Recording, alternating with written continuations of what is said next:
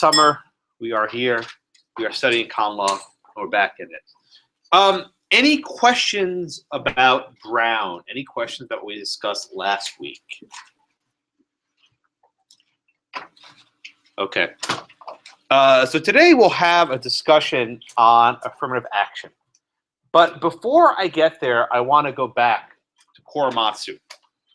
Okay. Why am I going back to Korematsu? Korematsu is one of those cases that can be taught at two different junctures in constitutional law. I taught it the first one, which is involving the separation of powers. Did the executive have the constitutional power to detain Japanese Americans in the camps?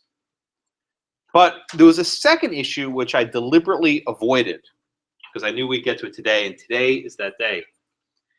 You'll recall that the exclusion order, remember the one that they nailed on the polls? Remember it said all people of Japanese descent must come to this location at this time to be assembled in these assembly centers, and then we shift off to the camps. That order was a classification on the basis of race. What do I mean?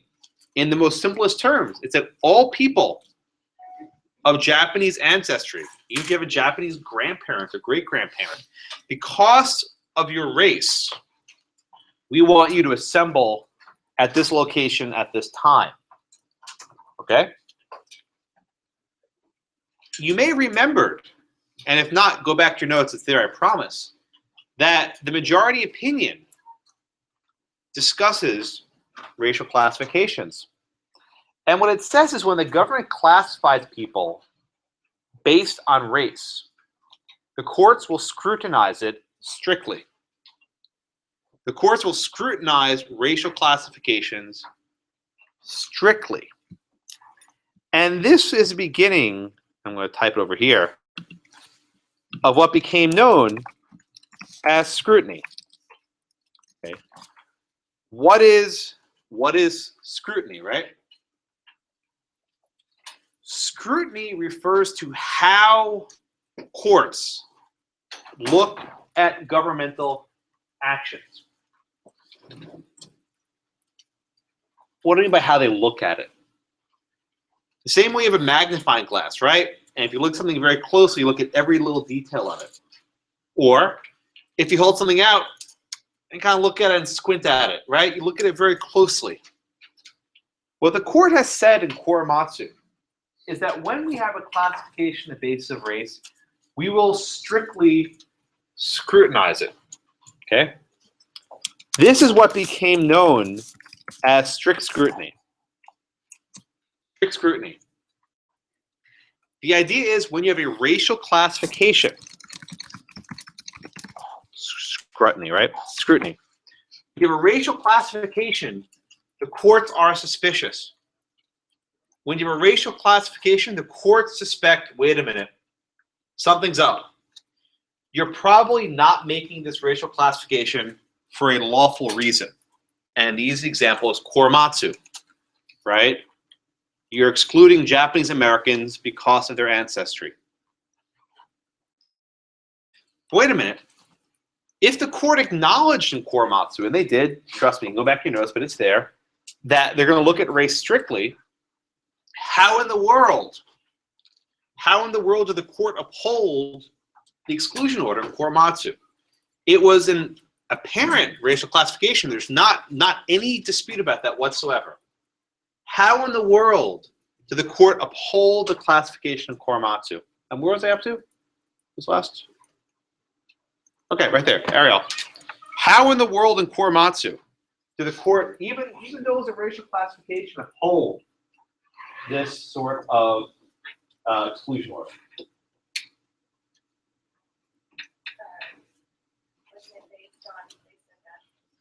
Yeah.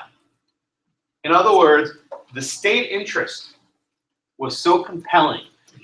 There was such a compelling state interest in promoting national security that those ends justified the means.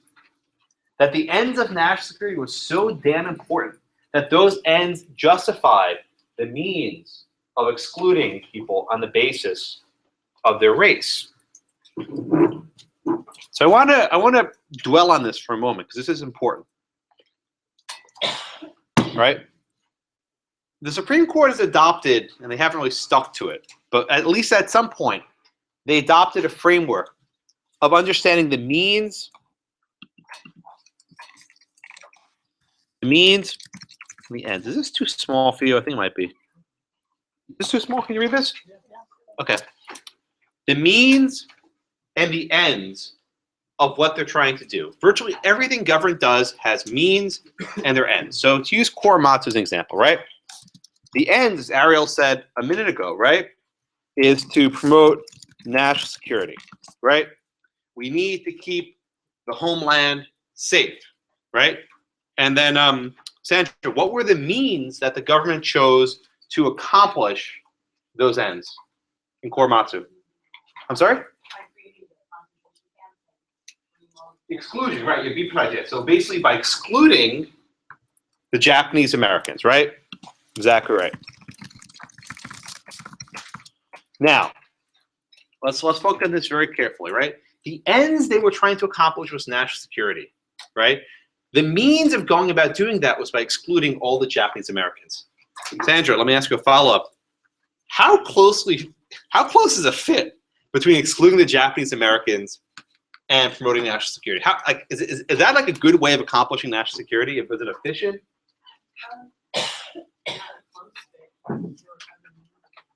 Oh, so how could they have accomplished this more narrowly, like more directly? What could they have actually done, Sandra? Well, think about it. Do you remember who this order applied to? Did it matter if they were loyal to the United States or not? So what could the federal government have done to more narrowly promote national security without sweeping such a broad net? Like what kind of question? Bingo, a loyalty oath, right? So think about it. Assuming the government was right, which they weren't, but let's assume they were right for the moment, right? They could have said, we have intelligence that certain people of Japanese descent in the United States are up to no good. We want to protect national security. How can we accomplish protecting national security without sweeping the biggest, broadest possible net? And the answer, she said, ask a loyalty oath. Administer a loyalty oath. They swear oath to the United States, okay, fine. If they refuse, put them in a camp, put them in prison. Okay? But Adriana, did the Supreme Court demand that the government take a more narrowly tailored alternative, or did they just accept whatever the President Roosevelt proposed in Korematsu? Yeah. Did they say, well, you can do it this way, or you can do it that way, or you can take an oath? Did they put the government to those tests? Why not? Yeah. So I mean, look at it here, right? The ends of promoting national security were considered so important, so big, that the means almost didn't matter. That even though there was a racial classification, which they said they'll scrutinize closely, because the end was so important of national security, they were not willing to scrutinize the means. I was just going to say, and the broadness of it, and I think you said they never apologized or taken it back, is that in case they do it again in the future? Oh, what a good question, right? So her question is this, right? The court has never formally overruled Korematsu. Do you remember we discussed this? Justice Scalia had this quote, in times of war, the laws fall silent. And I discussed this, how Justice Scalia said, don't kid yourselves if you think this won't happen again. Not for a second, don't kid yourself. So I think you're probably on the right track. Notably, during the Guantanamo case, which I didn't assign because they've kind of fallen out of favor, but the Bush administration did not cite Korematsu. This was a seriously debated decision because that's like the #1 precedent to cite, but they did not cite Korematsu. And the Supreme Court never relied on Korematsu in their decisions. But the case, again, has not been formally overturned. So let's go back here, right? So we have these ends, right? Excluding Japanese, right? I'm sorry, national security. You can get this more narrowly tailored. So Korematsu stands for this proposition, right? It stands for the proposition that when you have a compelling national interest, like national security, a racial classification is okay. because the compelling interest is so broad. All right, let me write like this. Okay, so with a compelling state interest of national security, okay, the means of excluding Japanese are appropriately designed to achieve that end. To him. With a compelling national interest of national security, the means of excluding Japanese are appropriately designed to the end. Okay? This statement, I think someone used the word fit before, is discussing what's the fit between the means and the ends. When I say scrutiny, when a court scrutinizes an action, what I'm actually asking about is how close, right, are the means and the ends. This word appropriate, how appropriate is it designed? Or to use a different phrase, narrowly tailored. This is the phrase you'll see in the book, right? The same way you have a suit, right? If you buy a suit off the rack at Sears, it's not going to fit you very well. It's not going to be narrowly tailored to specific, contours of your body. But if you go and get a custom-made suit and measure everything, it's very narrowly tailored to what you have. So the question we ask, right, with scrutiny is what is the fit? How narrowly tailored are the means to achieve the ends? Now, in this case, could they have made the means more narrowly tailored? Of course, they could have issued a loyalty oath or only applied this to non-citizens or 100 different items. But in Korematsu, the court basically said, this end is so important, protecting the homeland, that everything else will be fine. That we're not going to second guess the means by which the military prosecutes the war. Knowing what you know of our framers, being that this is the first time we are seeing this coming out of Korematsu, how would they have viewed the whole scrutiny test? Well, scrutiny is a myth. It doesn't come from the Constitution. Right. There's absolutely nothing in the text of the Constitution that compels any sort of scrutiny. What we had was this language. No state shall deny to any person the equal protection of laws. What does that mean? Well, for 80 years, the Supreme Court said that means separate but equal. One interesting aspect, and I'll dwell on the framers for a moment. We're talking about the framers of the 14th Amendment, not the framers of the Constitution. I want to make that point really clear. We're talking about 1868 here, not 1791. Okay? What did the framers think about equal protection? This is a little bit of a preview of things to come. Did that merely provide equal opportunity, or did that include a helping hand, affirmative action? We'll come back to that later. But the Supreme Court's modern-day equal protection jurisprudence is entirely divorced from what the framers thought. There really isn't much of a link at all. You can look at recent decisions to prove that further. But the originalism does not have much cash in the equal protection domain. Okay, let's go back to scrutiny, right? Korematsu is unique in that until 2003, it was the only time the Supreme Court upheld the use of a racial classification. Let me say that again. Generally speaking, every single racial classification made, whether it be segregated schools, segregated law schools, segregated swimming pools, I don't care, whatever case we've done. In every single case, the Supreme Court said, this classification of race is suspicious. We're going to apply what's called strict scrutiny, and we're going to see of whether the means are narrowly tailored to serve the ends. Having segregated schools is not a very no means are necessary to get there. Having segregated swimming pools is not enough. The first case since Korematsu where the Supreme Court found that a racial classification was lawful was the Michigan Affirmative Action case. Okay? Now let's see, we'll get to in a second. There have only been two instances where the Supreme Court actually upheld the use of race by the government. Korematsu and affirmative action in Michigan. So to put into perspective what the significance of the decision was, is that after 60 years of being basically told that all racial classifications are suspect and suspicious, here the court upheld it. Steve? Just to clarify on scrutiny, is it, my understanding, the more compelling the state's interest is, the less narrowly tailored Yeah. interest is scrutinized? Yeah, that's a good insight, right? So what's implicit in core MOPS, right? They don't use this language, but that's what's working behind the scenes. Is that national security in the homeland was so important that we're not going to sit and pick and choose the correct means the president and the generals decide to get there, right? But in other cases, they're not so strict, right? You know, to give you a different example, right? We talked about Schuette v. Painter, the TSU case.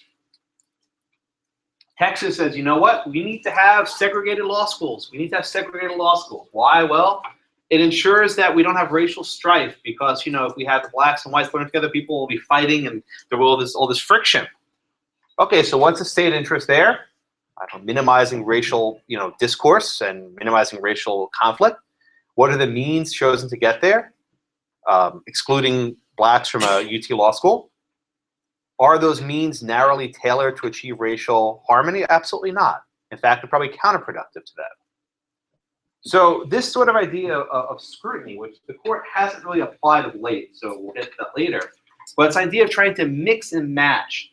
What are you trying to achieve and how do you get there? And what's the closest of that fit? Although generally speaking, with strict scrutiny, it's fatal. There's an old expression called strict in theory, fatal in fact. Strict in theory, fatal in fact. Even though it's supposed to be only strict scrutiny, in virtually every single case after Korematsu, a racial classification was invalidated. Until Grutter. Grutter was the first that did not. Without fail, every racial classification failed. Okay. So questions on that background. There are other types of scrutiny which makes your life more difficult. We'll do something called intermediate scrutiny. There's something called rational basis scrutiny. There's scrutiny for equal protection. There's scrutiny for due process. There's scrutiny for the First Amendment. There may be scrutiny for the Second Amendment. It's an entire morass, but we'll start easy. And this is only discussing scrutiny for equal protection clause, but it metastasizes other areas of constitutional law. So any questions so far in the background?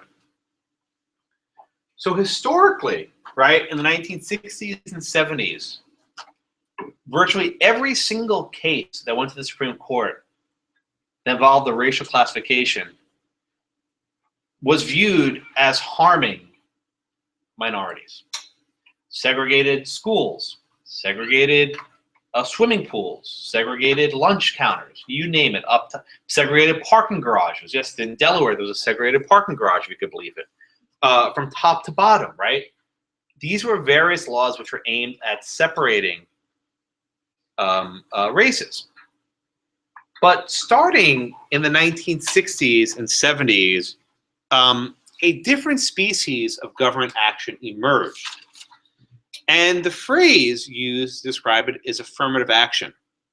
And I find that people don't actually understand what the phrase affirmative action means. So think of it this way. There are two ways of helping someone, right? One, negative action. You do nothing. Just sit around, don't discriminate, and hope that in the absence of any action that people will coalesce and come together and sing Kumbaya, right? There's something different, though. Affirmative action means you affirmatively do stuff as a way to help certain minorities. You are taking affirmative action. And this phrase was popularized by President Kennedy, who signed what was called Executive Order 10925. And the purpose of this executive order was to require government contractors to take affirmative action to ensure that their employees are not discriminated against on the basis of race, color, or religion. Okay? Why did President Kennedy need to sign an executive order forcing the government contractors to behave this way? Well, there wasn't a Civil Rights Act. Indeed, don't tell anyone, John F. Kennedy opposed the Civil Rights Act. Lyndon Johnson passed it after Kennedy's assassination because he wanted to win for the Gipper, right? But Kennedy actually opposed it for reasons we'll discuss later, right? So Kennedy basically signed this through executive order. And after this executive order, the idea became known that you need to take affirmative action as the means to help those in a certain race. The pedigree of this perhaps stretches all the way back to the Civil Rights Act of 1866 and the Freedmen's Bureau Act. You'll recall that after the Civil War, Reconstruction Congress passed laws to basically help blacks, the freedmen, give them education, give them land, give them 40 acres and a mule, pass various acts to allow these people to become full citizens. It wasn't just sitting back and doing nothing. It was actually taking affirmative action that singled out the freedmen for specific benefits and specific statuses. I think perhaps the best description of it is described in your book, a speech that President Johnson gave at Howard University, which is a historically black college in the District of Columbia. And he says, and I'll read excerpts of it, you do not wipe away the scars of a century by saying, now you are free to go where you want and do as you desire and choose the leaders you please, right? You do not take a person who for years have been hobbled by chains and liberate him, bring him to the starting line and say, you are free to compete with all the others and still justly believe that you have a completely fair competition. And the sense was, due to 6 centuries of slavery and oppression, that specific actions were needed to be taken to help provide a boost to certain minority groups. Okay, not everyone agreed with this position, and I think on the Supreme Court today, the views of Justice Sotomayor, as reflected in her Schuette dissent, is pronounced Schuette, and Justice Thomas, as reflected in his Grutter and Fisher 1 dissent. I say Fisher 1 because the Supreme Court's granted review on Fisher 2. That's in a few minutes, so there's actually 2 cases. But the perspective on so-called benign use of race, Justice Thomas quotes the great abolitionist Frederick Douglass, who was a remarkable person. And Justice Thomas actually has a bust of Frederick Douglass in his chambers. He admires him greatly. And Douglass says like this, let me quote a bit. In regard to the colored people, there's always more that's benevolent than just manifested towards us. Okay? I have but one answer to the white man of what to do. Do nothing with us. Your doing with us already played the mischief. Do nothing with us. If the apples will not remain on the if the apples will not remain on the tree of their own strength, if they are worm-eaten at the core, if they're early ripe and disposed to fall, let them fall. And if the Negro cannot stand on his own legs, let him fall also. So I'd like to juxtapose the reading from President Johnson's speech at Howard about, bringing a hobbled man to the starting line of a marathon and saying, okay, go, versus Frederick Douglass, as cited by Justice Thomas, who effectively says, you know what, if you can't stand your own 2 feet like everyone else, then you should fall. And the debates 200 years ago, or 150 years ago, aren't much different than the debates today over the benign use of race. So throughout the 70s, there were different manifestations of it, one of which was what's called the set-aside. This was the idea if you had some sort of government contract, you would reserve a certain number of dollars for minority contracts. You actually had things like school busing, that you would actually select students based on their race who lives in other areas and bus them into school districts to make them more integrated. You couldn't force people to move, but you could at least bus children from out of town. This is a very big issue at the Supreme Court in the 70s, which we don't even think about much anymore. But perhaps the most pronounced aspect of this benign use of race took the form of school admissions. So the University of California at Davis had a medical school. And as part of their medical school, they had what were called racial quotas. Okay, what's a racial quota? They reserved a certain number of seats, whatever it was, 20 or 30 seats, for historically disadvantaged minorities, not just African Americans, but Hispanics, Native Americans, you name it, right? One of the students who was rejected because, or he claims because he was white, was a guy named Alan Bakke. And Bakke charged that the University of California's admission program was not just bad policy, but indeed unconstitutional. He charged that the school denied him of equal protection of the laws. So on the one hand, you have to step back and marvel, right? That society evolved, that now you have the white kid complaining that he's being discriminated against, right? It's an interesting, it's an interesting juxtaposition from decades earlier where the black student was excluded from UT Austin Law School. But on the other hand, you have to recognize that in any sort of racial classification, someone is being perhaps denied equal protection of the law. So the difficult aspect of the Bakke case is that there was no clear majority. The case was horribly fragmented. Okay? So only 4 justices reached the conclusion that affirmative action was necessary to remedy past injustices. And that's probably, if you ask people on the street, why do you think affirmative action is necessary? Probably say, well, it's to remedy, decades and centuries of discrimination. Only 4 justices supported that position, and at the Supreme Court, if there are only 4 votes for something, it ain't law. The other justices ruled this not based on the Constitution, but based on a statute, which I don't really want to talk about much here. But the decisive 5th vote to uphold the use of affirmative action was by Justice Lewis Powell. Justice Powell was a Nixon appointee, a moderate. He was from Virginia. He witnessed firsthand in Virginia what discrimination was. He was very familiar with it. And Powell said like this: you can use affirmative action, right? But you can't use a quota. A quota is racial balancing for the sake of racial balancing. It basically says regardless of a person's qualifications, we're going to take them in as long as they're black or brown or whatever it is.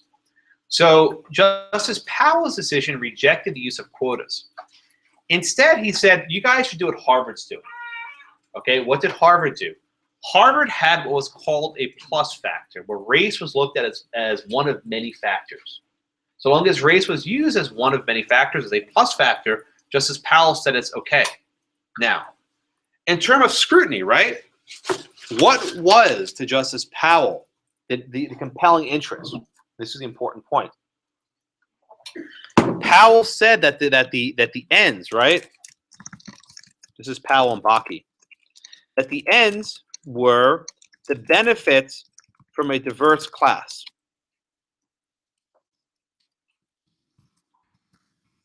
Actually, be more precise, the educational benefits of a diverse class. One point I want to make very clear, and this people often screw up. The compelling interest is not diversity by itself. It is not diversity for diversity's sake, because that would amount to pure racial balancing, right? That's saying we need to have minorities, we need to have minorities. That's racial balancing as a quota.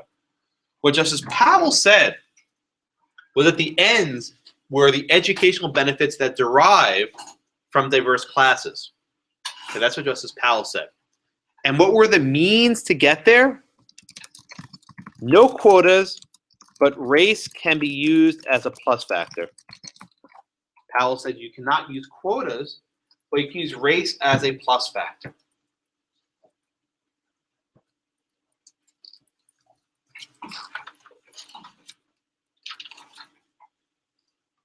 Yes, sir. I didn't see it. Does he indicate any standard? Powell? Powell. Does he indicate any standard by which it's a plus factor, or does he just leave that up to the institution to decide? Okay, so one of the issues by Justice Powell's opinion is, again, it was not a majority opinion. But under Supreme Court rules, when there's what's called a plurality, right? A plurality in Supreme Court lingo, getting some inside baseball here, is when there's no controlling 5-vote opinion. So what do you do when there's no controlling 5-vote opinion? You take the position that's the most narrow. It's called the Marx rule, M-A-R-C-K-S, the Marx rule. you take the position that's the most narrow. You take the position that makes the least change to the law. Okay? After Bakke, it wasn't clear what the law was. And in fact, Justice O'Connor goes through some length saying, you know what? We're going to just take Powell because it's close enough what we think. So the reason why I'm dwelling so much on a concurring opinion by justice who's been dead for 30 years is because this is what the Grutter court adopted as constitutional law. But to answer your question, Caleb, no. There was not a specific guideline, and indeed the question of deference, of how much the courts defer to the school, came up again in Fisher. The same issue came up over and over again. You'll recall at the end of Scalia's dissent, he's like, I don't want to deal with these future cases, right? And then Fisher, the exact thing he predicted happened because you don't have any kind of clear standard. And schools try and nibble around the edges. Okay?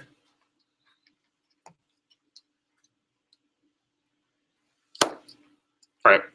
Oh, yes, ma'am. Sorry. I didn't see you. Yes, does this mean that the court states that the educational benefits from the first class is the same as national security? Ah! Oh, you jumped ahead, but yes. This is a thrust of Justice Thomas's dissent in the Michigan case. He's like, listen, we have a compelling state interest. We define this very, very narrow, like national security is one. So, your notes. What are the two compelling state interests that justify the use of race? National security and the educational benefits flowing from diversity. This is why a very appropriate criticism of Grutter is that it didn't actually apply to previous law. That it tried to fit something into previous law. It tried to make these educational benefits so big, and Justice Thomas was like, no, those aren't that important, right? Even if they're important, even assuming they exist, Thomas says, they're not nearly the level. What makes these cases so difficult, right, is that they tried to fit everything into Justice Powell's concurring opinion, which wasn't really realistic. They didn't just come out and say, yes, you know what? For generations, black kids couldn't get an education. Good enough.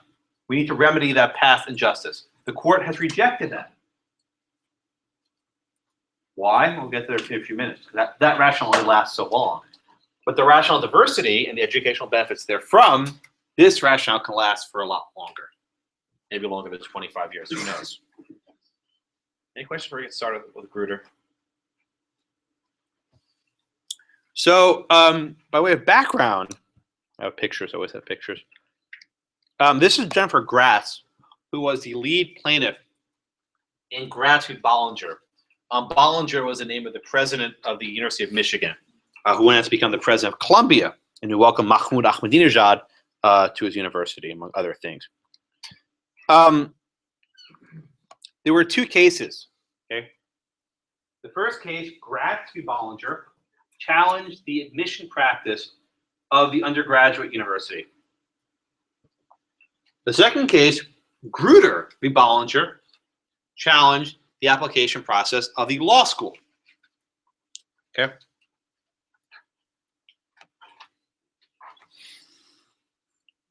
The reason why these two cases matter is that they employed very different approaches to how they went about admitting people. Okay. So let's first start with the undergraduate.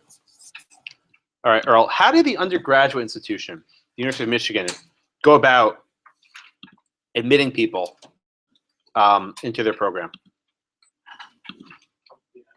Yes, sir.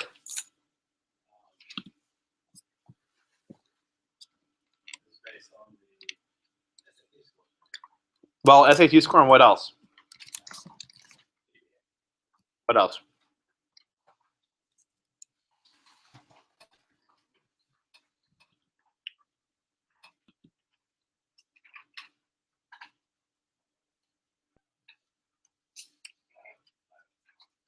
You're skipping the most obvious thing. Race, yes, thank you. Okay. The undergraduate institution had an admission system that was very strongly tied to race. So the book gives some of the numbers. If you were a racial minority, right? So on a scale of 150 total points, you were given 20 points. So just by being a racial minority, it added points directly to your admission score. Okay. Let's see if I can find some of these numbers. So everyone remember the old 1600 SAT scale? I don't even know the new one, but that was the old one, right? In order to guarantee admission, you need to have about 100 total score. If you had a 1600 SAT, a perfect SAT score, you got 12 points. If you were African American, Hispanic, or Native American, you got 20. So effectively, being of a certain race was worth almost twice as much as the perfect SAT score. This was the exact sort of thing that triggered the Supreme Court to be suspicious. Okay. So what was interesting about these two cases that were decided on the same day is that with respect to the undergraduate, right, they said, no. Justice O'Connor said, this is unconstitutional, right? Kara, why was the undergraduate approach unconstitutional? What about giving 20 points for being black versus 12 points for a perfect SAT score? Incredibly unbalanced. But more than that, in terms of Justice Powell's opinion, what did the undergraduate admission process do? It was very narrowly tailored. I like using the right words, but how did they consider race? As like a priority. Was race considered a plus factor? Yes. More so than, well, Okay. not compared to the law school, I guess. Race is considered more. Okay, that's good. Yeah. Thank you, Kara. So the court based it like this. It wasn't assigned, but it was discussed in your opinion. The use of race by the undergraduate, that they just added on 20 points for being black. It wasn't like a holistic review. They weren't looking at the entire person. They were saying, what? Black, check, 20 points. What? Hispanic, 20 points, right? This, the court said, was inappropriate use of race. You could not use race so explicitly of just giving someone a significant boost in their admissions because of their color. Okay? That's the holding of Gratz v. Bollinger, the first case, right? Now, let's see. Jessica, how much of a difference is there between using race as this 20-point bump versus using race as a law school did? How much of a difference is there? You don't think there's much of a difference. Why?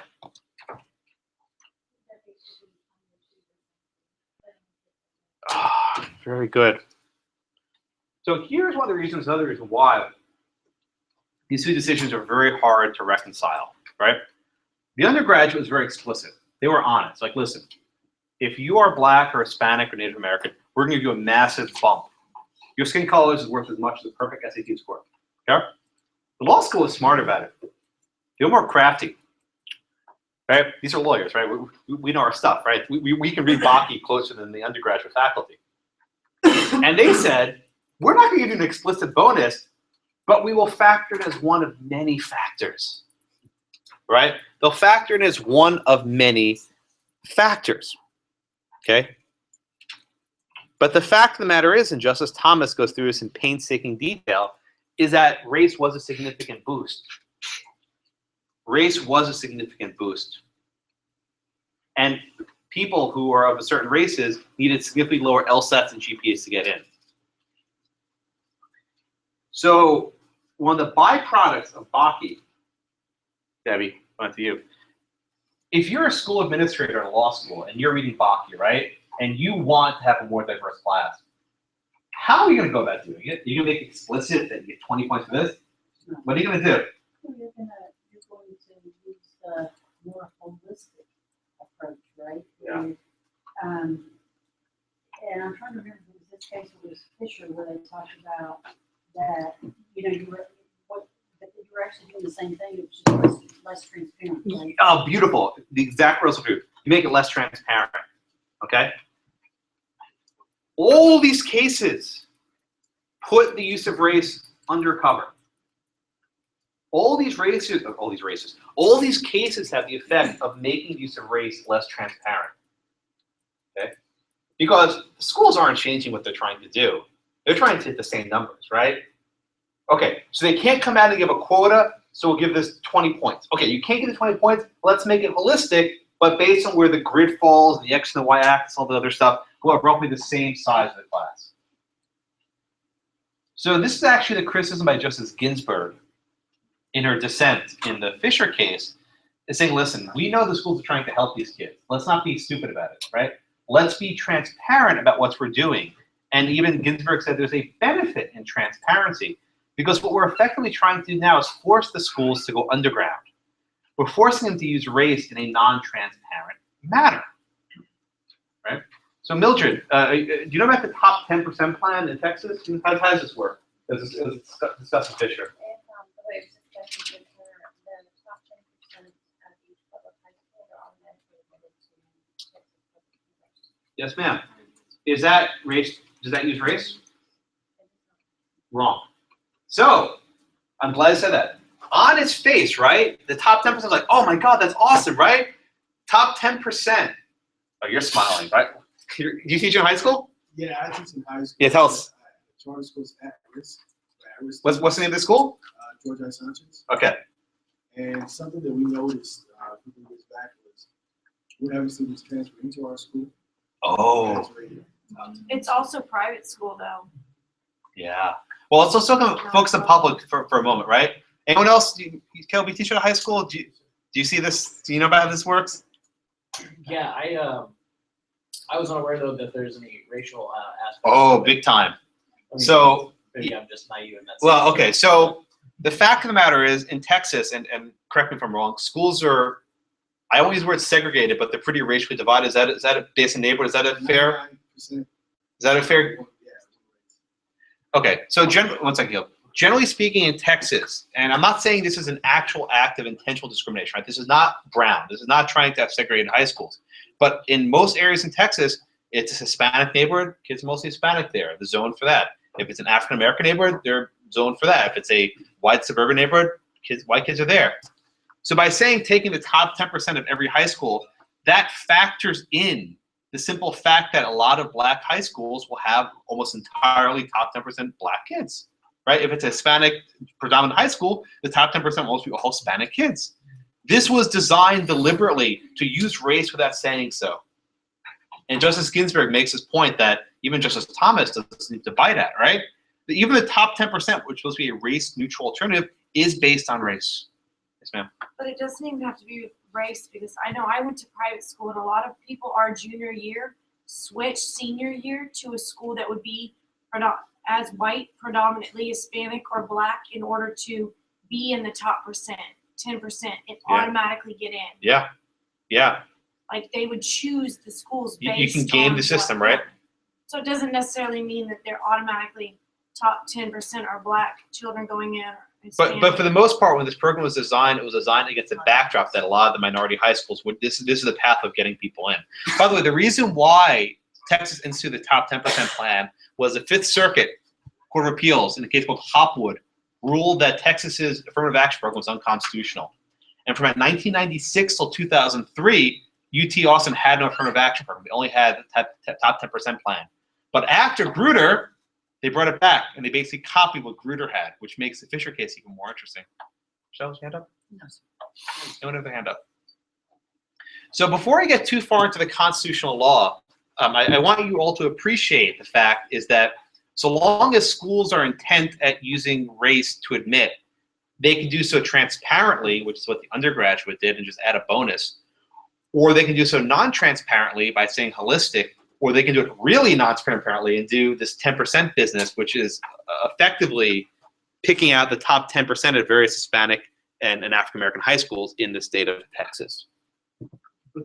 Yeah. Just really quickly on top 10%, because I didn't go to high school in Texas, so, and we don't have that in New York as far as I know. Nope. But wouldn't that ultimately be more beneficial to have diversity? So when you look at low income and higher income areas. You're gonna get people from different walks of life. And those kids that aren't 10% might have a 3.2, while a kid in a wealthy school might have a 3.4. And in your head, you'd say, hey, the 3.4 deserves it.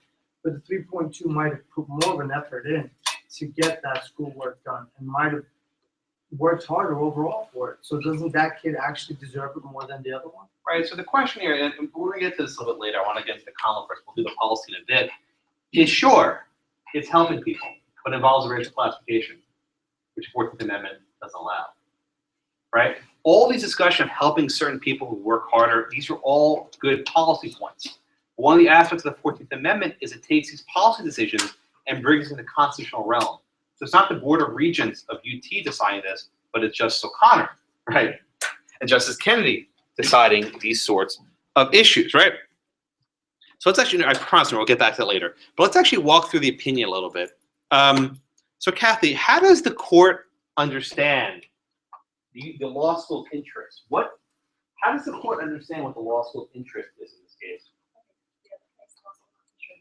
Yeah, Grutter. Well, they say that they want diversity because if they have more diverse students, then they might learn better. Yeah, exactly, right? So the school says like this: our students will learn better if there's a critical mass. That's the magical word, right?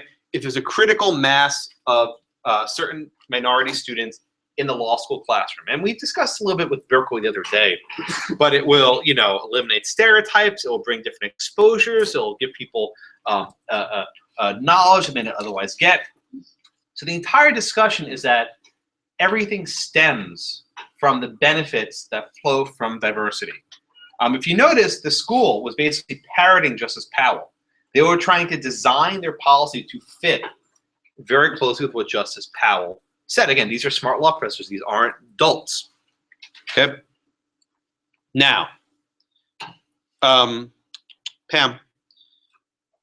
could the school achieve diversity without using race? Yes.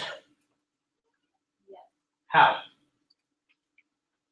They could just look at everybody from a holistic perspective. Like you don't need to look at, standardized. Oh, good. So, I don't think I'll surprise anyone, my teachers in particular, when I say that standardized tests are racially biased. There's not much of a dispute about this. Minorities tend to do worse in standardized tests. It doesn't mean they're not smart, but they just do not do as well. So Pam, if you had some sort of enlightened school that was really genuinely committed to diversity, how would they structure their admission process?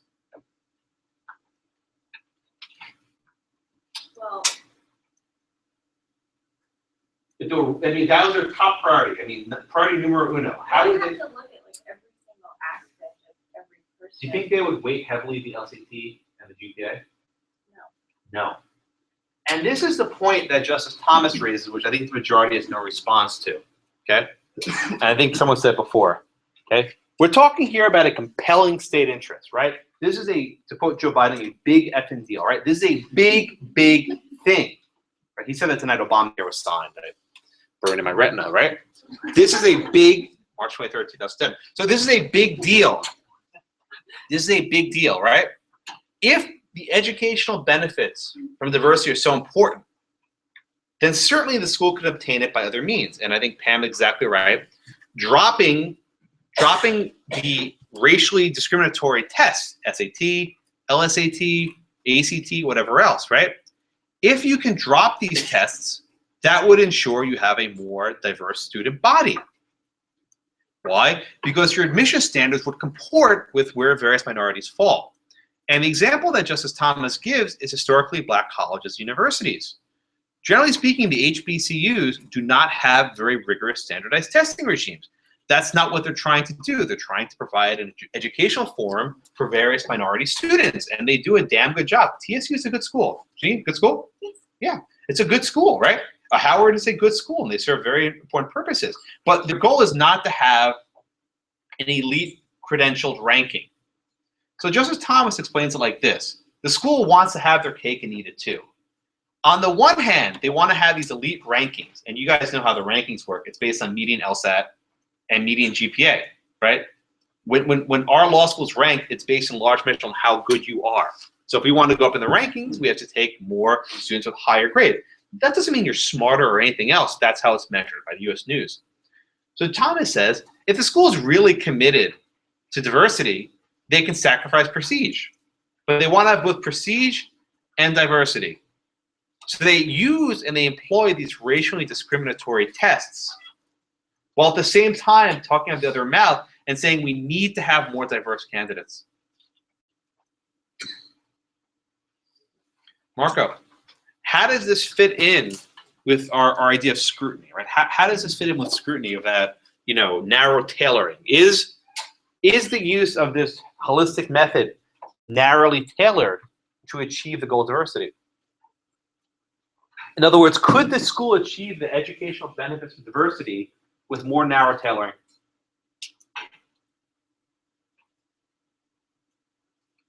I don't know what plan they could use. Right? What would Justice Thomas say? How does he address this as dissent? Well, Justice Thomas was saying that it's not critical in the sense that. Let's assume for a second it is essential. It's an important state interest, right? How could the school achieve a more diverse class without having to use this holistic approach? We just discussed it a minute ago. How could they do it? You could take away anything that's analytical, the LSAT, the GPA. Yeah. You do a random. Yeah. Just a random pick. Yeah. In other words, could you achieve a more diverse class without using racial classification? The answer is absolutely yes. You would drop the LSAT. You would drop the GPA. You would have your admission practice like TSU, right? So Marco, could that be achieved? Yes. Indeed, this has happened. George Washington University is now making this to be optional. GW, a massive school in Washington, right? They basically said, we can't attract a diverse class by requiring the SAT. We're making it optional. That's a big deal, right? That's a big deal. But GW said, listen, we can't attract enough diversity. That's a private school, so a slightly different story. Yes, ma'am. What I don't understand about the facts is I understand the race is a factor, but I don't understand how she proved. She, Justice O'Connor? No, Grutter. Grutter. How she proved that it wasn't another white student with the same qualifications as her that got picked over a minority. Because when I looked up the law school, not in 2003, but now, their LSAT scores are about 10 points higher than what she got to get in. Yeah. So how does she prove, or her attorneys, that it was, when it came down to it, it was like a minority student over a white student? So this bleeds into Fisher. So this is Abigail Fisher of Sugar Land High School. Actually, when I taught this a couple years ago, students sat right there, went to high school with her. I don't remember names, but I remember where they sit. So it's a weird. It's the weirdest thing. It's actually really weird. When I see one outside of class, if I look a little confused, it's okay. She sat right there. It's a weird thing. Recently, I had a student who got a haircut. I didn't recognize her at all outside of class. I felt so embarrassed, terribly embarrassed. Anyway, so Abigail Fisher. We'll come back to Grutter in a minute if I want to answer your question. She applied to UT Austin. She went to Sugar Land High School, very prestigious high school. Did not finish her top 10%. She sued, saying that were this policy not in effect, she would have been admitted. How does she know? Well, her SAT wasn't that good. Her undergrad GPA wasn't that good. Would she have been admitted to the UT undergrad? Maybe, maybe not. So in all these cases, you're not actually required to prove that you would have been admitted but for your race. It's enough to challenge the policy itself as unconstitutional.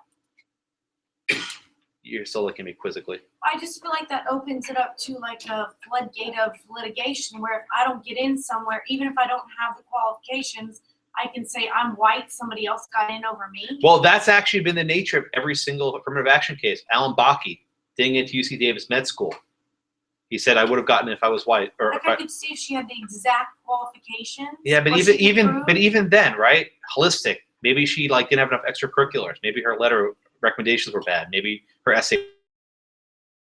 The bowling team. She actually wasn't the bowling team. She didn't play a D1 sport, right? Is bowling D1? I don't know. Never mind. But yeah, one girl said she was a loner and she wasn't very friendly, which poor Abigail Fisher. What? Yeah, Mark. I have a quick question. Yes, ma'am. Am I Yes, sir. to understand, you said that TSU has like a lower standard of admission to their law school? Janine, you want to speak to that? I don't know exactly, but TSU does not have particularly rigorous admission standards, and as a result, if you look at the bar passage rates every year, they're usually towards the bottom, and they actually work very hard with students to get them ready for the bar. But Janine, you want to say anything, or? They actually have an awesome bar prep. Yeah. That they provide to their students. From day one. From day one. Yeah. But they don't put as high a priority on an LSAT score and on your GPA. So therefore, those who may have a high GPA but don't test very well will do just as well as someone who had a high GPA and does test well on LSAT. So it's correlative to the results that you see when they take the bar, because their students are less taking. They look at other things besides. And that's by design. The school's designed to actually provide a place for minority students to have a legal education. That's what the school's charter mission is. It's not like an unintended side effect. And the school's designed to have a very diverse class, giving the education without respect to grades. And the point Thomas makes in his dissent is Michigan wants to have it both ways. They want to have an elite law school at the top of the rankings, and by the way, they want to have a diverse class. He says this is like the elites of the cognoscenti, as he phrases it. He also notes with some of a sharp jibe that most people go to Michigan don't stay there to practice law. So this isn't even trying to help the state out. In fact, Michigan has other law schools at Wayne State and Michigan State that have much lower standards that can serve other community members, right? So, any question before we move on? So let's think about this, right? We have here our questions, right? So what is the means and what are the ends? Okay. He describes the means, the court describes the means as its holistic review. Okay. What are the ends? The benefits from the educational benefits from diversity.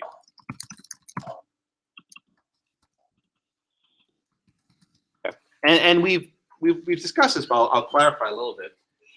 Is the compelling state interest that's required for strict scrutiny, is the educational benefits from diversity compelling state interest?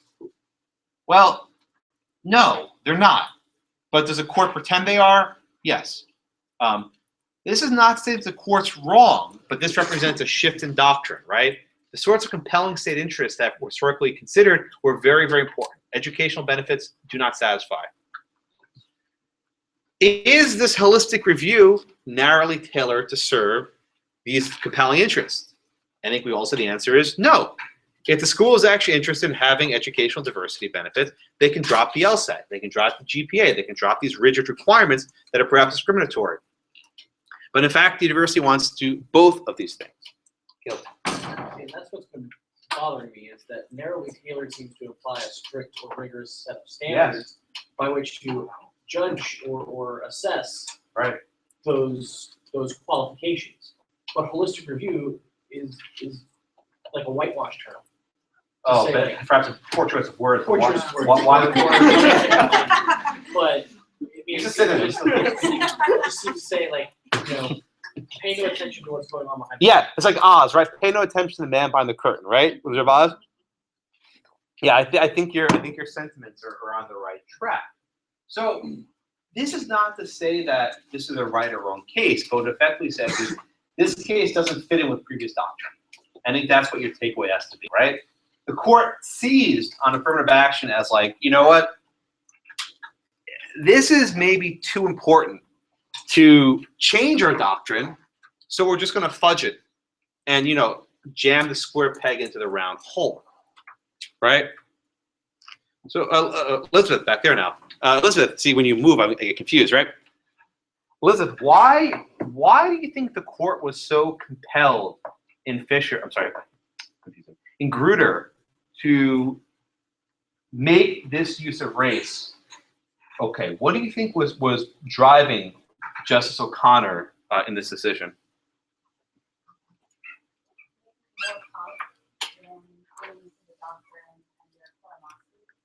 What do you mean policy?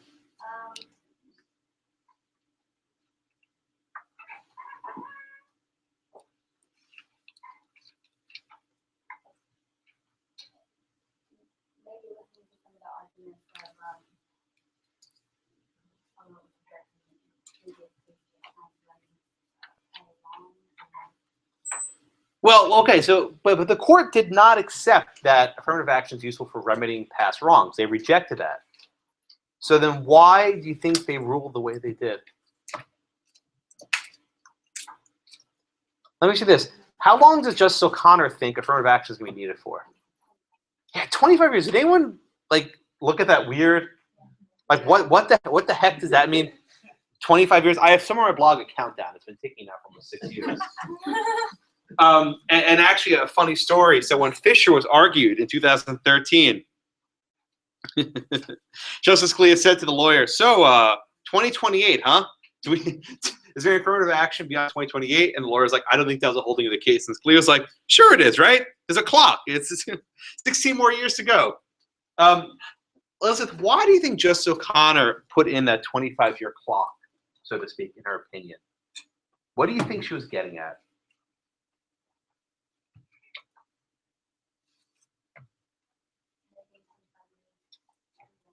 Why won't we need it in a quarter century? And again, by the way, we are year, God, we're year what, 13 already? 2006. We're almost halfway there. Why won't we need this in a quarter century?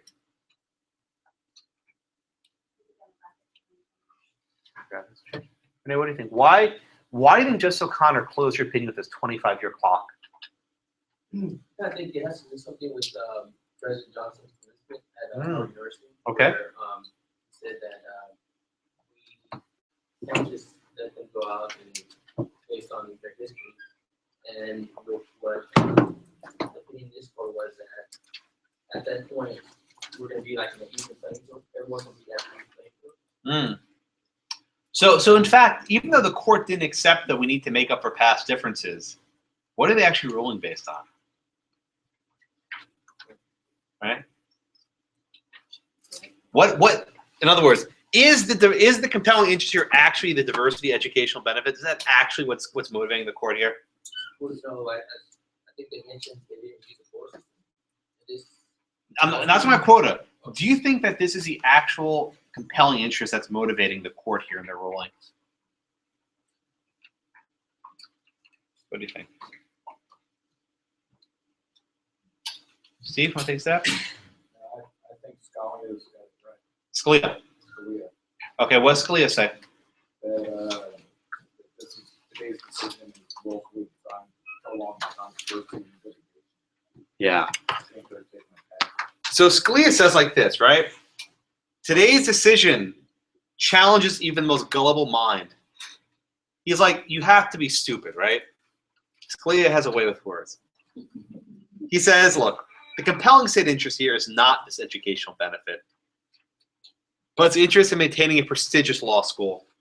There's no interest in having a prestigious law school, let alone any law school in the state. Okay.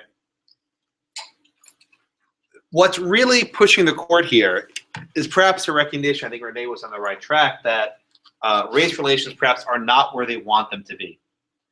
And that affirmative action perhaps serves as a stopgap measure for some period of time to ensure, or perhaps to assist certain minority groups in getting to that starting line without the chains on. Okay. And Justice O'Connor perhaps wishfully thinks, oh, maybe in 25 years, it will be gone. The difficulty, of course, is do you think in year 2028, and maybe some of your kids being going to college in 2028, universities will suddenly abandon these policies? No. Indeed, if you look at Berkeley in 2015, they're not only using race for admissions, they are now using race as a means to assign class schedules to have their pods of minority students with a critical mass. By the way, that language like critical mass comes from this case. So it's difficult to take seriously just O'Connor's 25-year clock. I don't think she meant it. I don't think anyone meant it. Woo, hey Siri. So that's okay. Siri, go away. I always talk to Siri. Tell me a joke. Some of the jokes are good, right? So the majority opinion then, and again, O'Connor and Breyer are the only judges in both opinions, says, listen, you guys can't use quotas. You can't use this obvious, plus 20 bonus for being black, but we'll look the other way and we'll defer to the educational judgment so long as it's not obvious. And this is what it boils down to. So long as race is used in a non-transparent manner that you can't tell how it's being used, Grutter says the courts will not get in your way. Okay. Grutter effectively said so long as race is being used in a way that, we don't know about, see no evil, hear no evil, we're not going to validate it. As Steve mentioned, though, this standard is idiotic. And I don't say that lightly. It's almost encouraging bad faith. It encourages universities to engage in bad faith use of race. I don't mean bad faith and they're using it in a bad way, but the manner in which you're describing it. So if you're now an admissions officer at a university, a state university, you have every incentive to hide the manner you're using race. You can have the exact same goals as pre-Grutter, but you just use means where it's not obvious how you're doing it. So, Professor, you're saying that they're being disingenuous at universities. So, I didn't say that, but I said Well, the standard encourages right. disingenuity. So, but is this based on the fact that they're getting federal monies for having a diverse population? I mean, Are you usually asking people don't tend to do things. why are for why are something. universities doing this? You tell me, why do you think universities are trying to have these sorts of class makeups? You tend to find people do things mostly for monetary reasons, especially, state schools. There's usually money attached to these things. So I'm just curious, more scholarship money is being given, or? So there's a non-cynical answer here, and that academics want to have student bodies that reflect the population. They want to have student bodies that assist people who came from rough, tumble lives. And universities as a whole have that sort of mission. I think it's even in our South Texas mission statement. So there are non-cynical answers there. It's obviously not working for UT, because recently what's going on is that if you don't get it, if you're not in the top 10%, and they didn't have the top 10%, and you would get in based on everybody had this level playing field in a sense. What they say now is you'll get a letter that says, there's varying letters, but the one that's interesting I've seen is where it says, we ask that you go to UT Arlington for a semester, and you will get automatic entry in on the spring semester. Then they don't count against your SAT numbers. Oh, by the way, that's a dirty little secret. You know about this? Transfers don't count against your US News rankings. This is why, I shouldn't say this. This is why it's very easy to transfer law schools after a second year, because the standards are much lower. We lose a number of students every year to transfers to higher ranked law schools because schools take them in. They pay full tuition, no discounting, no tuition, scholarships. And, oh, by the way, their lower LSATs won't hurt their rankings. So, for example, you want to go really deep, right? Do you know how law schools bolster the minority numbers? They admit a lot of black students as transfers. They don't tank their LSAT, not give them any money. Yeah, there was an article published, it was in National Law Journal about 2 or 3 months ago. If I find it later, I'll send it to you guys. Where a dean of a school, or I think it was a former dean of a school, basically says the way that a lot of elite universities pad the minority numbers is by admitting black students as 2 Ls. Because they don't count what's your minority for 1 L, 2 Ls, it's total student body. And they basically admit like 30, 40 black kids as students, ignoring their LSATs, and let them in full tuition, no reduced rate. There are lots of really, I don't use the word bad faith, but there are lots of ways they can game this system. to get to various diversity numbers. And for state institutions, it's very disconcerting in the manner in which it's done, especially if it's a state institution. All right. So, any questions? The rabbit hole goes very deep, my friends. It's I just give you little glimpses here and there, but the rabbit hole goes very deep. Yeah. On Michelle's issue that she touched on with the federal funding or the state funding for schools, I know that that's how it is in public schools. So when you say there's a non-cynical answer, are you saying that does happen or that does not happen? What does not happen? Having a higher minority rate at your school, you get more funding. That's probably true. And also, well, so this is actually a point that Justice Thomas makes in his dissent, right? Justice Thomas says one of the reasons why, and he doesn't say this much, but I will say it for him in his words, one of the reasons why elite universities want this is that they look good in progressive liberal circles. Okay? Thomas basically, he comes awfully close to saying it, but he says in certain elite circles, it looks good to have minority numbers. Not that you're actually helping these people, but it looks good. And so you want to have appearances, what he calls aesthetics, not actual benefits. And this actually leads into one of Justice Thomas's more controversial points, and I'll freely admit it's controversial. He mentioned this more in Fisher, what's called mismatch theory. Has anyone ever heard of this, mismatch theory? No one? Should we want to? He talks about it in the dissent that, I guess the way I was explaining it all weekend is that if you don't have certain LSAT or, I think actually he used the SAT and GPA, you're setting yourself up when you go to these schools that are rigorously formatted. Instead, you should go to a school that's better made. Yes, right. So sorry about that. My thing fell. So the argument goes like this, okay? The majority starts off from the proposition that affirmative action helps minority students, right? They kind of look askance that it rejects white students who are equally qualified, but they say at the least it helps the minority students. And Justice Thomas offers an argument that, again, this is fairly controversial in literature, and I'm not endorsing it, but Justice Thomas offers the argument that you're actually harming these minority students. And the argument goes like this.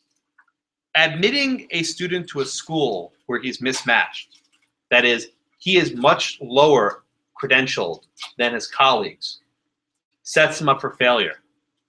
Because were he at a less elite university, he can finish in the top 10% of his class and feel that he's actually engaged.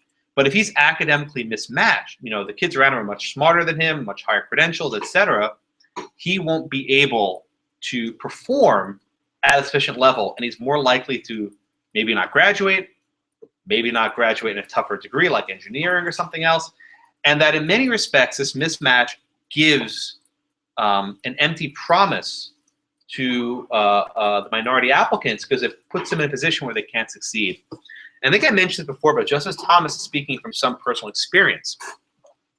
So he was admitted to Yale Law School under an affirmative action program, which at the time was probably a quota, but we don't quite know exactly what the framework was. And he resents his degree.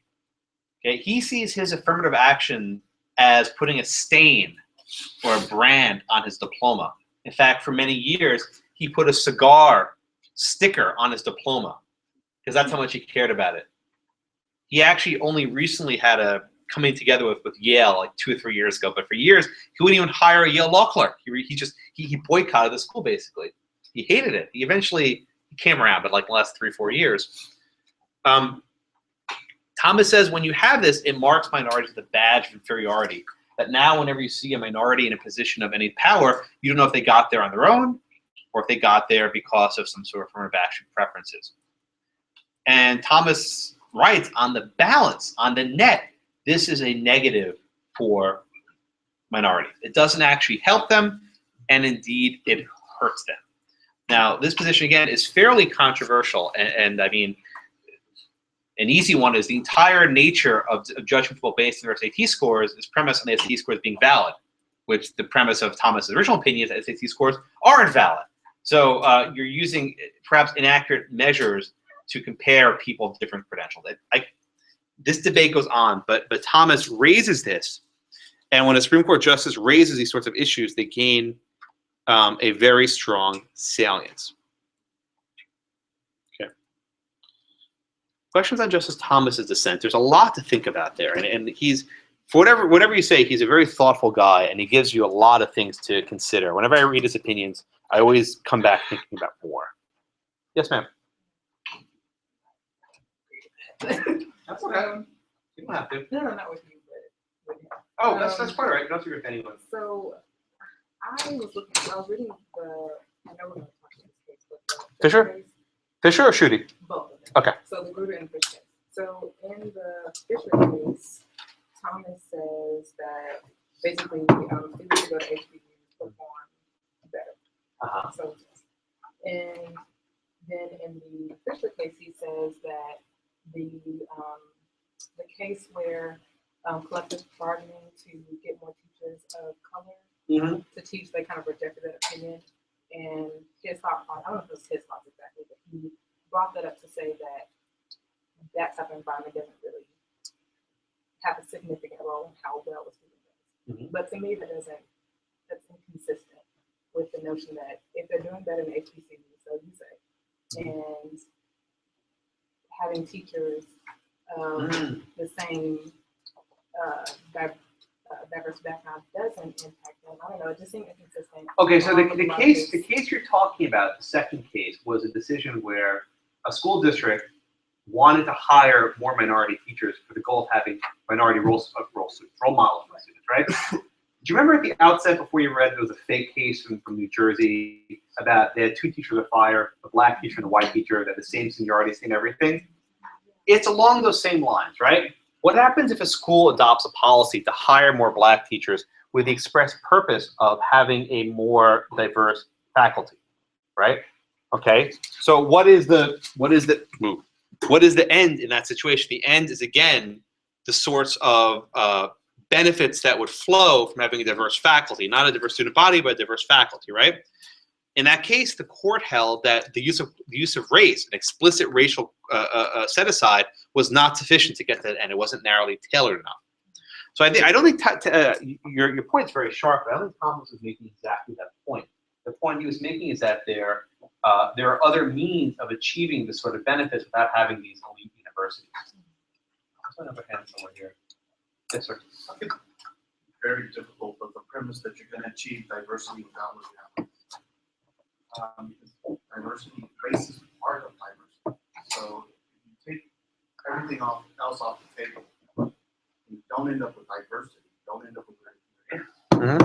So how do you think Justice Thomas would respond to that? How do you think, Marco? How do you think Justice Thomas would respond to that? What happens if you can't?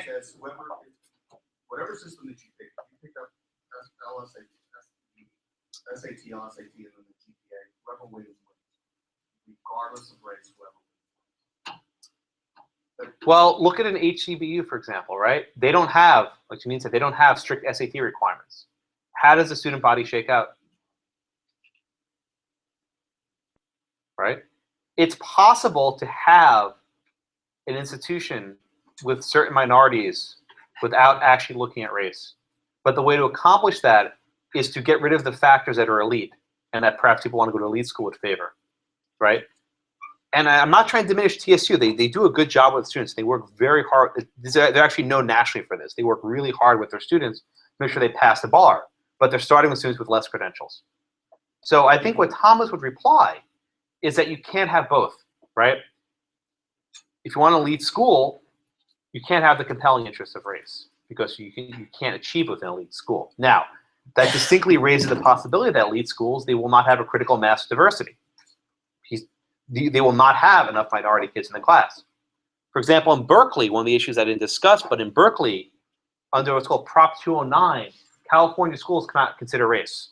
They basically violate it, which is a different story, but they're not supposed to. And if you read that story yesterday, there aren't enough black kids in classes, there aren't enough brown kids in classes. So what do these kids want? They want the little segregated, sections. What would Justice Thomas say to that? If you can't get enough minority students in a school without using race, what do you think he would say to that, Marco? You're not gonna keep it. It's not gonna get to your. He'd say, too bad. He'd say, too bad. He'd say, try harder. What was that quote from Frederick Douglass? If the apple can't stick on the core, let it fall. Now, again, I'm not endorsing Thomas's vision, but he would basically say, so what? Yeah. I think my response to Justice Thomas would be, you didn't try harder. What was that? I think my response to him to that question would be, you didn't try harder. Try harder than what? I mean, his whole dissent to me was laughable in the sense that it comes off as if he had some sort of inferiority complex about how because he used the very same thing to affirmative action to get him to the point of view of justice. And if he dislikes it so much, then why don't he just step back? Yeah, I think he's ashamed of his degree. I think he's absolutely ashamed of his degree. And if you want to read his biography, it's pretty good. It's an autobiography called My Grandfather's Son. I mean, Thomas grew up in a place called Pinpoint, Georgia, where he didn't even speak English. He was like 5 or 6. His father left his mom at a very young age, and his grandfather raised him. He grew up in a very, very rough environment. And the fact that he even made it to college was a miracle. I sense your passion. I think it's probably well placed. The difficulty with Thomas is indeed the degree he got was because of his admission, and he freely admits he would not have gone to Yale otherwise. He would not have been able to get in otherwise. And so perhaps, if I can summarize Mark's position, he's basically saying, well, I got it, but you guys can't. Something like that. Yeah, I mean, he went to Holy Cross as well. He did, yeah. And he got in there because of a, not quite, but he knew a local parish, right? Well, but this is a point that Thomas actually raises, and actually let me use this to bridge off, if I may. Did the affirmative action at the Michigan Law School end at admissions? And the answer is no. Indeed, Thomas explains that on the law review admission, there was affirmative action as well. So Thomas explains it like this, right? Having the affirmative action in place at the admissions doesn't end the struggle, right? You have it at the law review, at full recruiting, at various government hiring. At each stage, it continues. So Thomas, I think, to Mark's point, says we need to end this now, right? We've done it before. It was wrong. Yeah, I'm here. Maybe I shouldn't be, but let's end this now. Nerd. Just to back off Mark, Justice Thomas is essentially kind of being a hypocrite by refusing a system. And he's a prime example of showing that this system works. It might have a couple of glitches, but then it's, as a person that has been through it, I mean, instead of just slashing it and saying, oh no, we don't need it, we shouldn't use it, you could come up with a better way to say, hey, look, I went through this system. This is a better way to make it, I guess, more equal in his eyes as well. So for him to turn around and be like, oh no, we should cut it off and say, I don't want anyone else to follow.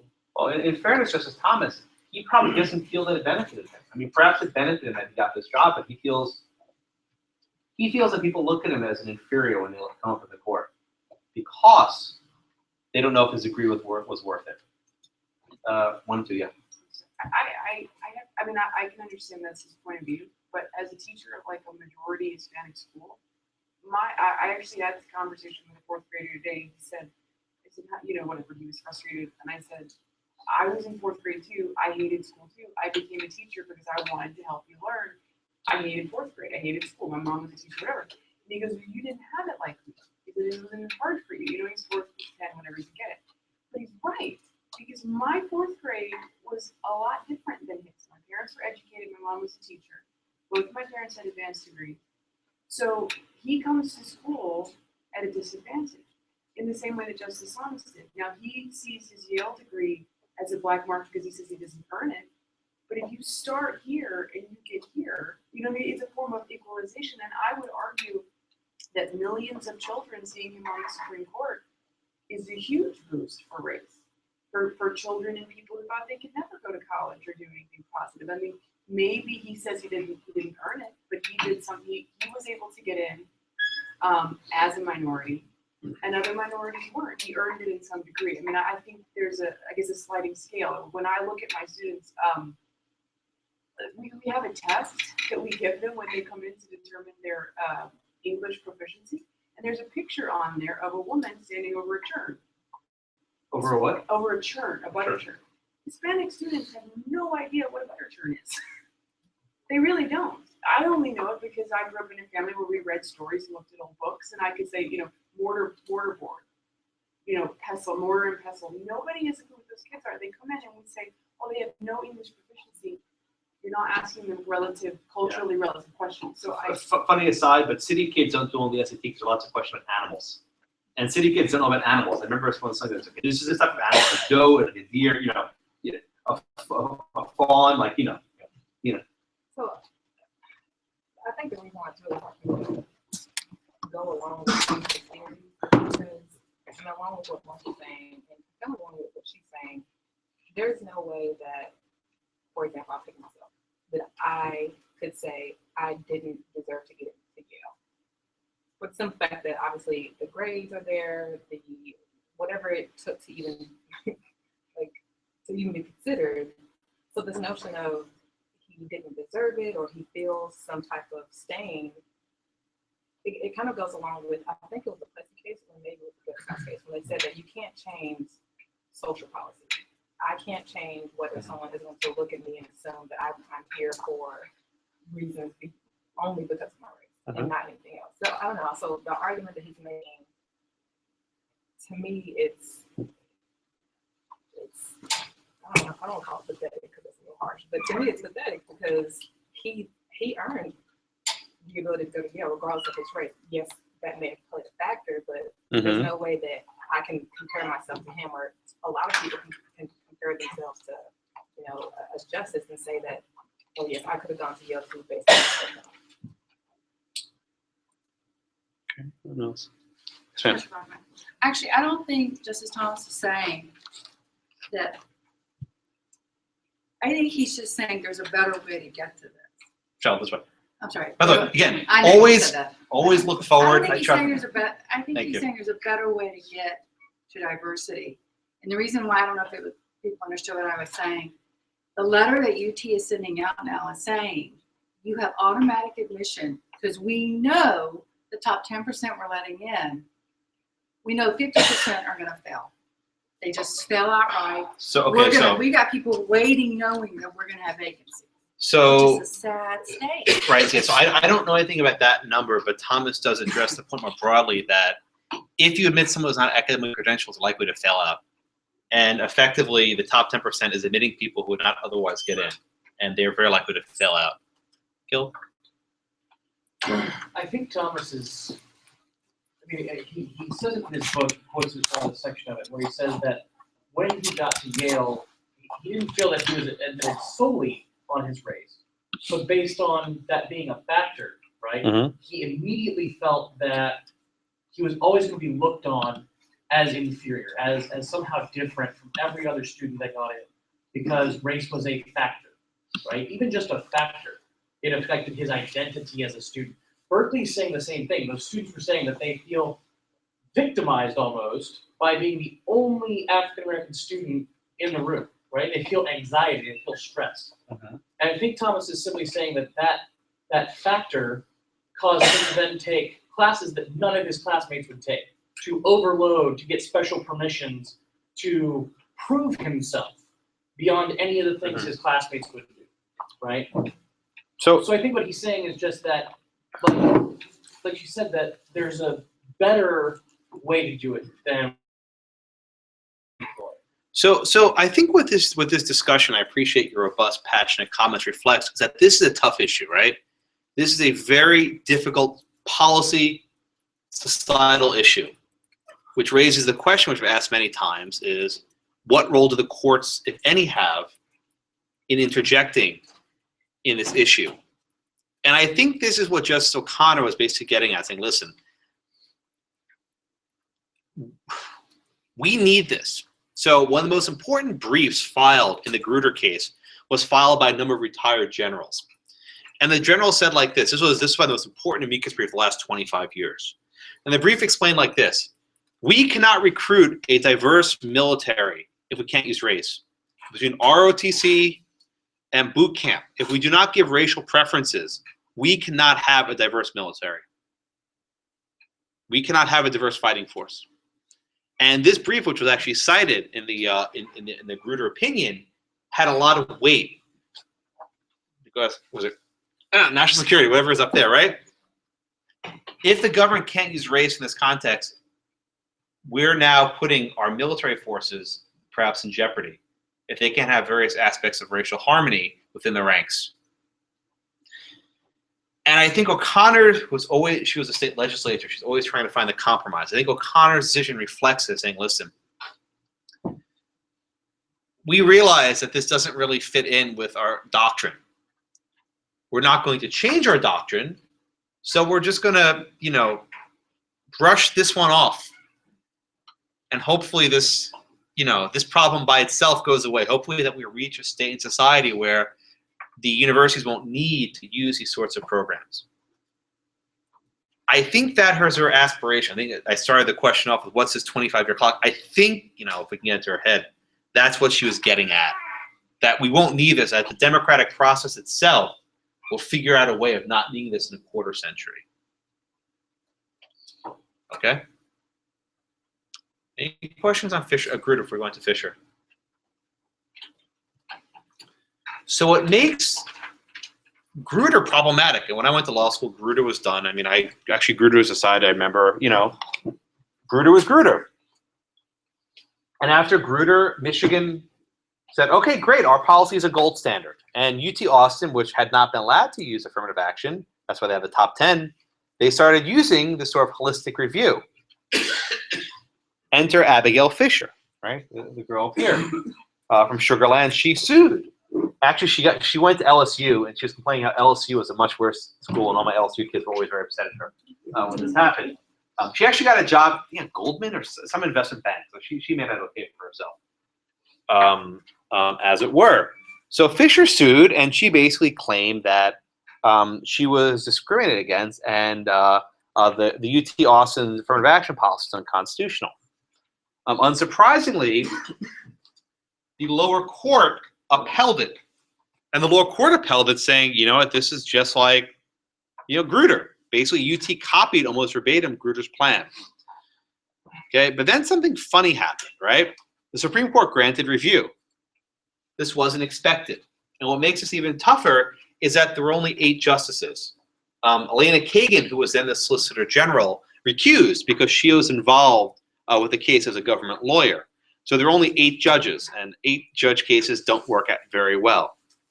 Now, the politics of this case, I mean Republican, Democrat, but the internal politics of this case is fascinating. This is real inside baseball, folks. This is really inside baseball. So the case was argued in October, okay? It wasn't decided till June.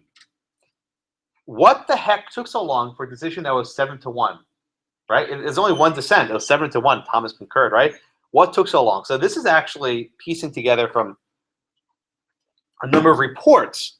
But apparently, and this was reported by Joan Biskupik and others, that Justice Sotomayor was actually trying to flip the case. Let me explain what I mean. So you saw in Schuette, she wrote a very, very vigorous dissent, or at least the little segment I gave. She wrote a very vigorous dissent in Schuette. The rumor is that was supposed to be her Fisher dissent. And she was able to persuade on the other justices not to find the UT program unconstitutional, and that she would withdraw her dissent and join the majority. So that's why the opinion in Fisher leaves so much to desire. There was no clear resolution. It simply said that, well, you know what, lower court of appeals, take another look at this. You didn't look at this strictly enough. And the rumor among Supreme Court lore is that the court said, okay, you know what, we're going to punt this, and we'll take it back a second time. That's happened. So after the case was decided by the Supreme Court, sent back down to the Fifth Circuit, then the Fifth Circuit said, yeah, we're going to apply strict scrutiny, and guess what? The government still wins. UT still wins. To my surprise, I didn't expect this. Fisher, Abigail, petitioned for certiorari by the Supreme Court. And the Supreme Court granted review, again with 8 justices. It will be argued in, I think, December of this year, and it will be decided long after you're gone from my class, but you'll hopefully pay attention to it. What makes this case so difficult, though, is that there are only 8 justices, and you generally don't have a big case if it's 5-4 or whatever. So I don't know what's going to happen here. I didn't expect them to take this case again, because I thought they made it clear to the Fifth Circuit, but apparently maybe they'll tell the Fifth Circuit, no, you didn't actually apply strict scrutiny. One note about Justice Kennedy, he's never actually voted to uphold the use of race in any sort of admission program. O'Connor wrote the majority in Grutter. Kennedy dissented. He does not like this use of race, so I offer no predictions, but I will throw that out there. Okay, so we're up to. Oh, Mark, you're up next. Mark, so what were the facts in Fisher after that nice 45-minute interlude from the rotation? What were the facts of Fisher? Well, she applied for the University of Texas at Austin, and she was her application was rejected. Yes, sir. And so she then sued, saying that the admissions process violated the Equal Protection Clause. Good. Okay, very good. So one thing to keep in mind. Let's see. This is an extra credit question, right? I told you that Fisher graduated from school. She's on a job now. Does anyone want to take a guess of how she's still in federal court? She already has her undergraduate degree. What remedy could you possibly give her? This is going to blow your minds. Anyone want to take a guess? She's already done. She doesn't need an undergraduate degree. The PhD. No. Honorary No. degree. What? Just being admitted, getting an acceptance letter. Oh, refund, Of what? tuition. She didn't go there. A refund of what? Or LSAT. Bingo. Application fee. Who said it? You said it? Ding, ding, ding. Application fee. She is suing for the refund of her application fee. Can you imagine? Whoa. Oh, I'll get there in a second.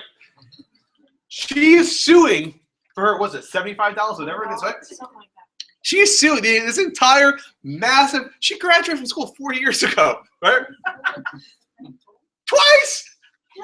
This entire case is because of a freaking admissions fee. $75 application fee, right? So there were actually, it's interesting. So this is real inside baseball. Originally there were 2 students who were on the case, right? Now there's only 1.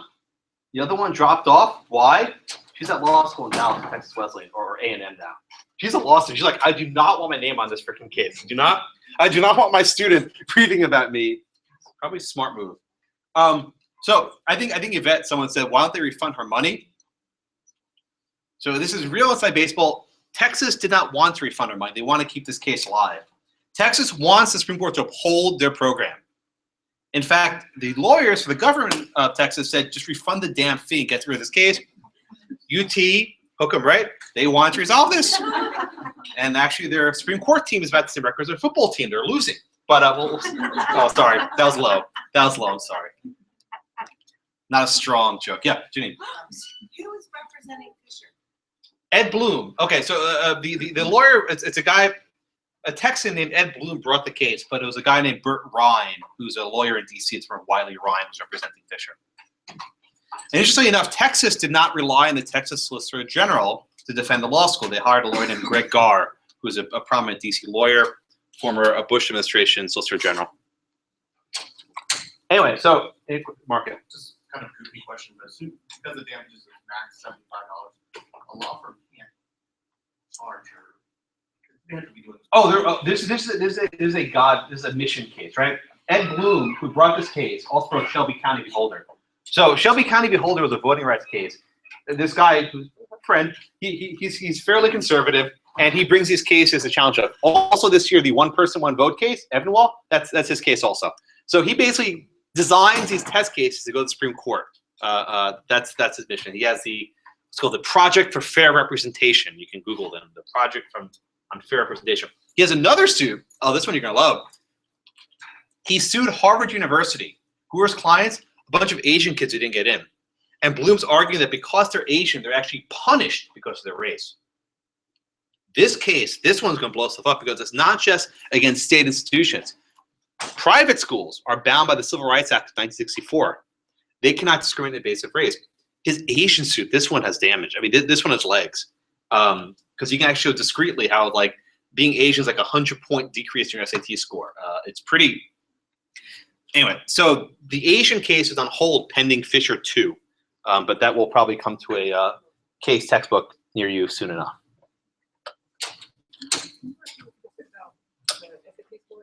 I don't have the exact number, but effectively being Asian amounts to almost like 100-point decrease in your SAT score. Asians actually punished against because they're overrepresented in terms of population at Harvard and other elite institutions.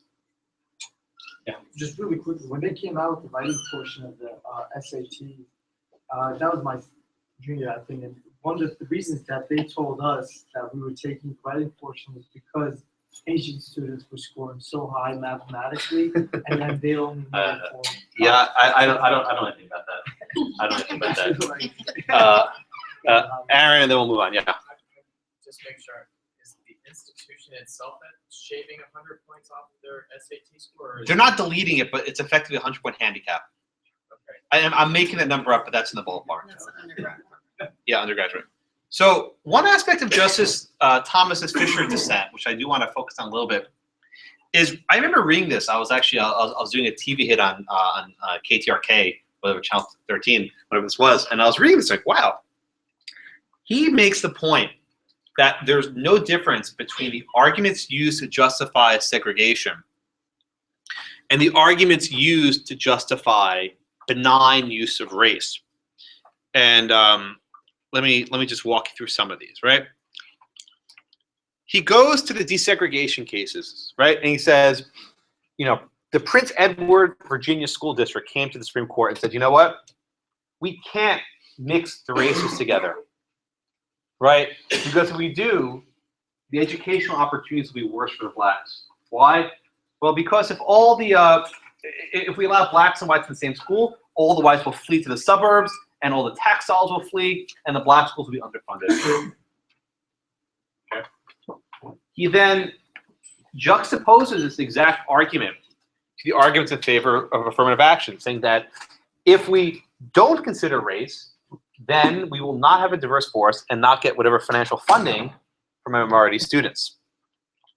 See what he's doing? The exact same arguments, Thomas says, that are being used to justify segregation are now being employed to justify affirmative action.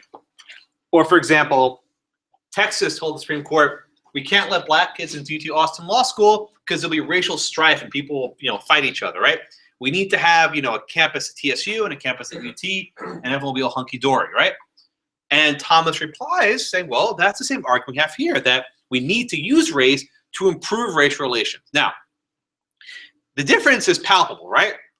In one, you are separating people, and in the other, you are including people. But Justice Thomas sees absolutely no difference. And the reason why he sees no difference is because it's a classification on the basis of race. The actual reason why is irrelevant, okay? And this, he goes on, and I think he actually goes on probably a little bit too much. He says, you know, if you have segregated high schools, blacks will have more positions of leadership. And he says, well, if you have affirmative action, then blacks will have more positions of leadership, right? He tries to juxtapose the exact same arguments. I don't think his Fisher dissent was nearly as effective as his, excuse me, Grutter dissent, but he really pushes this issue strongly. If we get a Fisher decision this year, you can expect him to probably write something more along the same lines. And notably, nothing from Justice Sotomayor, and if the rumors to believe, she had a dissent based on affirmative action, and she withdrew it to get this sort of wishy-washy opinion. But now in round 2, the court has the issue teed up.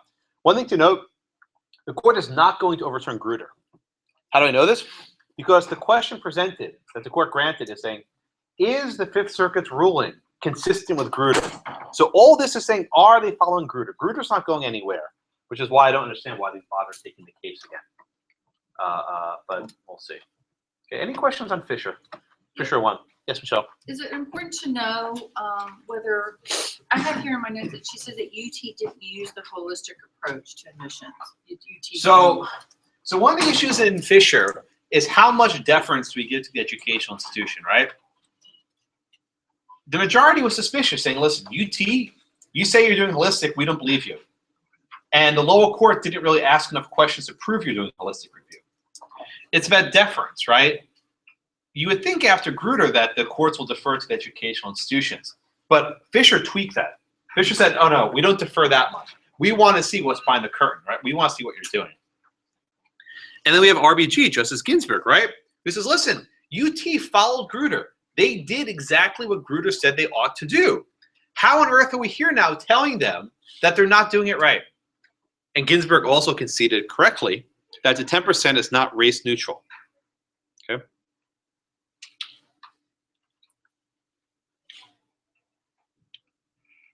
All right, any other questions on Fisher? Fisher 1, that is. Yeah. Okay, so I want to mention briefly the last case. I signed actually an excerpt from the Harvard Law Review on a 2013 case called Schuette versus By Any Means Necessary. And this case is near and dear to my heart because when I was clerking on the Sixth Circuit Court of Appeals, this was my case that I was working on. And the facts of the case are like this. After Jennifer Gratz, remember I showed you a picture here. After Jennifer Gratz, this is her, won in the Supreme Court, she was an undergraduate student. She basically started a civil rights group whose mission was to end affirmative action. That was her mission. And she was able to get on the ballot in Michigan a constitutional amendment. And Texas and Michigan have similar approaches where you can vote on constitutional amendments. And the amendment quite clearly said this: state government shall not use race, not even for affirmative action. So effectively, the state constitutional referendum would have prohibited the use of affirmative action. Is there any problem there? Is there anything illegal about the state getting rid of affirmative action? I mean, one would think that after Justice O'Connor's decision saying, well, 25 years, let the political process sort it out, right? Let the political process sort this out. But a lawsuit was filed, and the origin of the lawsuit is somewhat complicated, but to make it simple, the lawsuit alleged that this harms minorities. That by eradicating affirmative action, you are withdrawing protections. You are eliminating protections that once existed for minorities. And that violates the political process, that the political process prohibits steps being taken to harm these minority groups. I admit I am biased in this case because I wrote an opinion about it, which I agree with. But the Court of Appeal, I lay it on the table, but the Court of, I'm honest, right? But the Court of Appeals in an en banc decision decided straight along party lines with 2 Republican appointed judges recusing because they taught at UM, said that this is unconstitutional. The Supreme Court reversed by a vote of 7-2, effectively saying that there's nothing unconstitutional about getting rid of affirmative action. Okay, and one of the interesting ironies, Justice Kennedy said we need to respect the ballot initiative, we need to respect the democratic process. It doesn't apply to gay marriage, but Justice Kennedy, people think, oh, he loves the democratic process. Now that lasted 5 minutes. Justice Kennedy said, no, we need to respect the democratic process, and we cannot, disturb this. If people want to move towards a colorblind constitution, then they can. Justice Sotomayor's dissent, which again, this was a dissent that should have been in Fisher. She saved it a year or 2, right? So she reused it and popped it out for Schuette. I encourage you to read it. It's again, I'm biased in this one, but it's not a very. Only 2 judges joined it, only her and Justice Ginsburg. But her effective point is that race matters. Race matters, she says this over and over again, because we cannot assume that simply giving equal opportunity is enough. That if the state gave an opportunity, withdrawing that opportunity is in and of itself an act of discrimination. That to take away the benefit of affirmative action actually deprives people of access to the political process. Because now if a school wants to use affirmative action, they need to amend the Constitution, right? If it's not enough to just say, we want to have this policy, that policy, it actually takes an aspect out of the political process and puts a very high perch to get there. I only gave you a small excerpt. If you want to read it and talk about it later, I'd be happy to. But it's an interesting way station on race, right? Any questions on Schuette? I only give you a small sample, but it's an interesting case to read, and I worked on it more than I care to explain. So what do we have today, right? Let's try and sum this up with a very, very good discussion, which I appreciate your passion. It's always refreshing. We have this idea of scrutiny, right? When the government engages in a racial scrutiny, a classification on the basis of race, the courts say we apply what's called strict scrutiny. What does that mean, strict scrutiny? We have to see what is the fit between the means and the ends. What are the means? How are you going about accomplishing a certain goal? What are the ends? Is this end some sort of compelling state interest? So traditionally, strict scrutiny says you need to have a very compelling, a very important state interest, right? And you choose means that are narrowly tailored to accomplish that end. Korematsu is a difficult example. They say, well, you know what? You basically excluded all Japanese blank without any consideration, but national security is such an important end that's justified.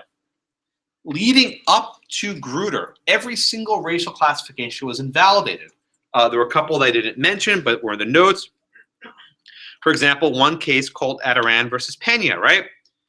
This was a case where the federal government had a set-aside program where they gave certain contracts to minority-owned businesses.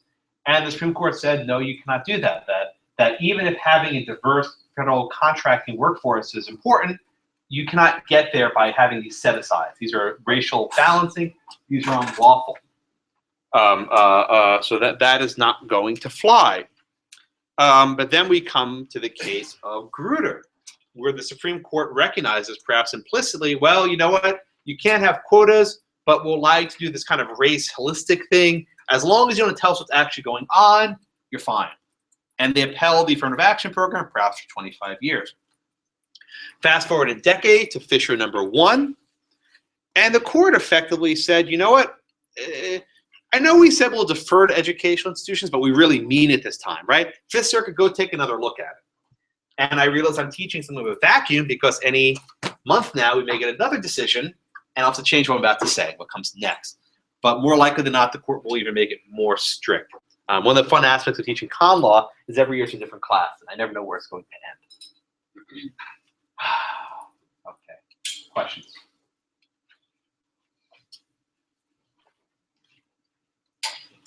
No? Have a wonderful day, everyone. I'll see you all on Wednesday. Oh, and there's an event on Justice Thomas tomorrow at 11 if you're interested. I know it's hard, but very, very interesting discussion on Justice Thomas of jurisprudence. I think you'll enjoy it. Oh, especially, God, Thomas, yes. If you come tomorrow, no, sit for a second. Professor Rosen is a very famous professor. He's an expert in Justice Thomas, wrote a book on him. If you are irate, try and come at 11 and ask him a question. I'll appreciate it. If you can, I understand. Anyway, dismissed. Yes, Michelle. Okay. So